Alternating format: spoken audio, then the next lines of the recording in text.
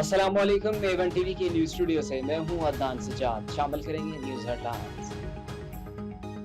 बलूचिस्तान के अमन पर दहशतगर्दों का बुज़दिलाना वार, ज़्यादत हमले में 9 पुलिस एहलकार शहीद। सिक्योरिटी फोर्सेस का मुंह तोड़ जवाब, 15 खारिज जहन्नम वासिल। तर्जुमान पुलिस हुकूमत शाहिद रिंद कहते हैं कि शुदा के खून का बदला लिया जाएगा।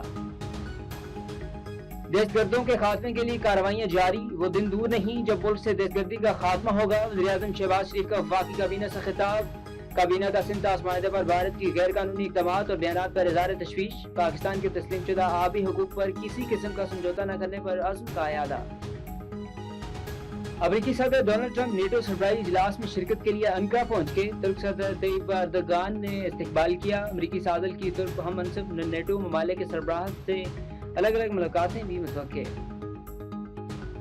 और सिंध हुकूमत का गंदम के जखीरा अंदोजों के खिलाफ सख्त क्रिक जामन का फैसला। सेनेटर वजीर शर्जील इनाम मेमन की प्रेस कॉन्फ्रेंस, कहा जखीरा अंदोजों ने आटा और गंदम खुफिया गोदामों में छुपा रखा है, चाहते हैं कि वफाक के साथ मिलकर कौमी गंदम पॉलिसी बनाई जाए। ये स्टूडियो से फिल वक्त इतना ही। मज़ीद खबरों और अपडेट्स के लिए देखते रहिए A1 टीवी। A1 टीवी, सब पे नजर, अंदर की खबर।